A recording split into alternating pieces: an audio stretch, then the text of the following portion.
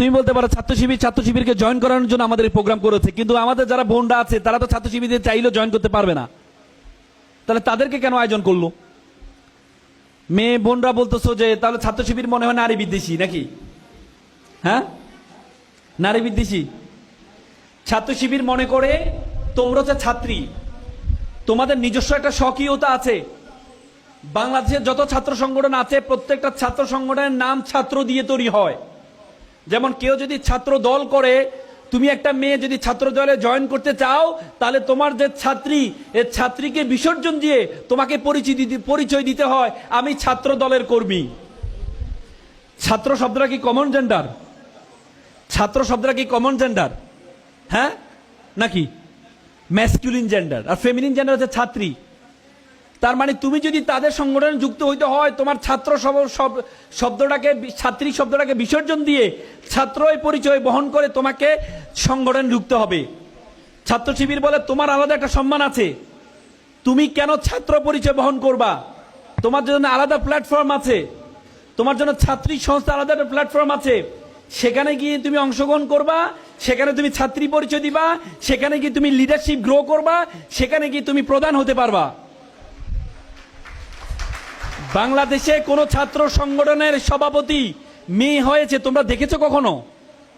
মুখে বলে তারা মেয়ের অধিকার, ঢাকা বিশ্ববিদ্যালয়ের ডাকসু ইলেকশনে মেয়ে দাঁড়িয়েছে, তোমরা দেখবা। আমি আজকে এই প্রোগ্রাম থেকে বলতে চাই, যে মেয়েগুলো দাঁড়িয়েছে, যতই বলো নারীবাদী, পৃথিবীর সবচেয়ে বড় নারীবাদী রাষ্ট্র হচ্ছে আমেরিকা। সে আমেরিকায় তোমরা দেখেছ দুইবার আমেরিকা প্রেসিডেন্ট পদে দাঁড়িয়েছে, একবার হিলারি ক্লিন্টন দাঁড়িয়েছে, সর্বশেষ কমলা হ্যারিস দাঁড়িয়েছে। শুধু তাদের দলের জনপ্রিয়তা থাকা সত্ত্বেও শুধুমাত্র মহিলা হওয়ার কারণে তারা প্রেসিডেন্ট হতে পারে নাই। তারা মুখে বলে নারীর অধিকার, তারা মুখে বলে নারীর অধিকার। দেখবা ডাকসু ইলেকশনে যারা মেয়ে দাঁড়িয়েছে তারা কয়টা ভোট পায় তোমরা দেখবা, নারীর অধিকার কোথায় আছে দেখবা।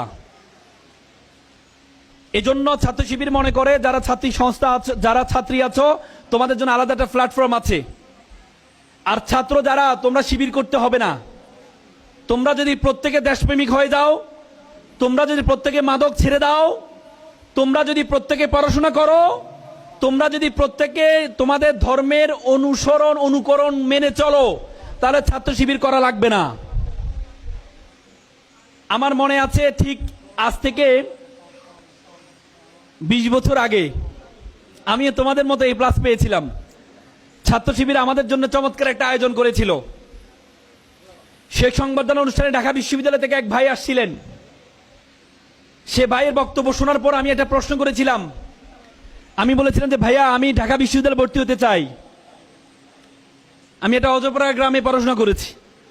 তিনি আমাকে বলেছে, তুমি ঢাকা বিশ্ববিদ্যালয়ে যদি ভর্তি হতে চাও, তাহলে তুমি যে প্রতিষ্ঠানে আছো সেই প্রতিষ্ঠানের পাশাপাশি তোমাকে আরেকটা প্রতিষ্ঠানে ভর্তি হইতে হবে।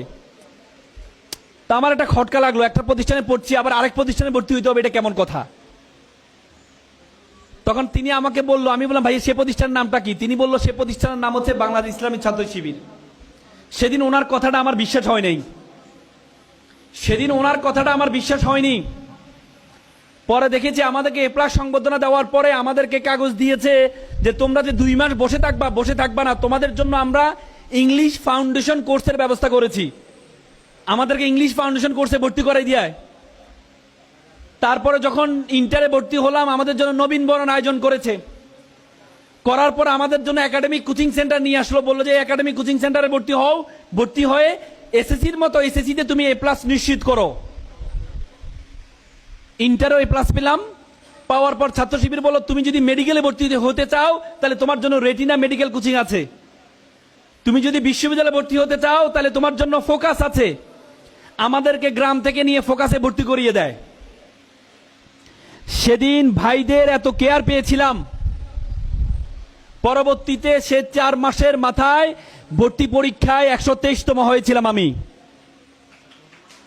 আমি এটি এজন্য বলছি তোমাদেরকে, it's the only one contribution of Bangla ইসলামী ছাত্র শিবির। ছাত্র শিবির বলো তুমি ছাত্র শিবির করা লাগবে না, তুমি যদি দক্ষতা অর্জন করতে চাও, তুমি যদি বক্তা হতে চাও, তোমার জন্য স্পিকারস ফোরাম আছে ছাত্র শিবিরের। তুমি যদি লেখক হতে চাও, ছাত্র শিবির বলল তোমার জন্য লেখক ফোরাম আছে। তুমি যদি বিতার্কিক হতে চাও, ছাত্র শিবির বলে তোমার জন্য ডিবেটিং ফোরাম আছে। তুমি যদি তথ্য প্রযুক্তি নির্ভরতা করতে চাও, ছাত্র শিবির বলে তোমার জন্য তথ্য প্রযুক্তি বিভাগ আছে। তুমি ছাত্র শিবিরের সকল ধরনের সুযোগ সুবিধা তুমি গ্রহণ করবা। তোমাকে ছাত্র শিবির কখনো বাধ্য করবে না, তুমি ছাত্র শিবির করা লাগবে। আজকে শিক্ষার্থী ভাই বোনের এখানে যারা আছো, তোমাদেরকে আমি উদাত্ত আহ্বান জানাবো, তোমাদেরকে আমি উদাত্ত আহ্বান জানাবো। আজকে মোরালিটি খুবই ইম্পর্টেন্ট। আজকে আমাদের দেশে ডাক্তারের কোনো অভাব নেই, আমাদের দেশে ইঞ্জিনিয়ারের কোনো অভাব নেই, আমাদের দেশের রাজনীতিবিদের কোনো অভাব নেই। আমাদের দেশে অভাব আছে সৎ ডাক্তারের, আমাদের দেশে অভাব আছে সৎ ইঞ্জিনিয়ারের, আমাদের দেশে অভাব আছে সৎ রাজনীতিবিদের। চায়না গ্রেট ওয়াল তৈরি করেছে। আমি কিছুদিন আগে চায়না গিয়েছিলাম, গ্রেট ওয়াল দেখেছিলাম। 13 প্রজন্ম ধরে তারা গ্রেট ওয়ালটা তৈরি করেছে, যাতে চায়না বহির আক্রমণ থেকে আক্রান্ত না হয়। দেখা গেল চায়না গ্রেট ওয়াল তৈরির 100 বছরে চায়না 3 বার আক্রান্ত হয়েছে, একবারও দেয়াল টপকি আক্রান্ত হয় নাই।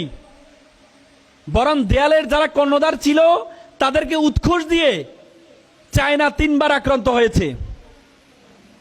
চায়না তার দেশ রক্ষার জন্য দেয়াল তৈরি করেছে, কিন্তু দেয়ালটা দেখভাল করবে যারা মানুষ, সে মানুষকে সৎ করার জন্য কোনো উদ্যোগ গ্রহণ করে নাই।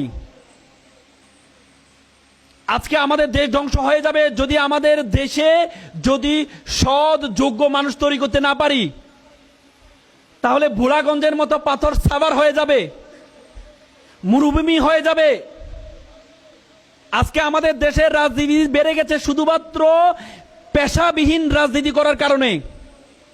আমাদের রাজনীতিবিদরা বেশিরভাগে পেশাবিহীন, তাদের কোনো পেশা নেই। আমি মনে করি পেশাবিহীন রাজনীতিবিদ লাইসেন্স প্রাপ্ত চাঁদাবাজ, কারণ তাকে তার গ্রুপ চালাইতে হয়, তাকে তার কোরাম মেনটেন করতে হয়।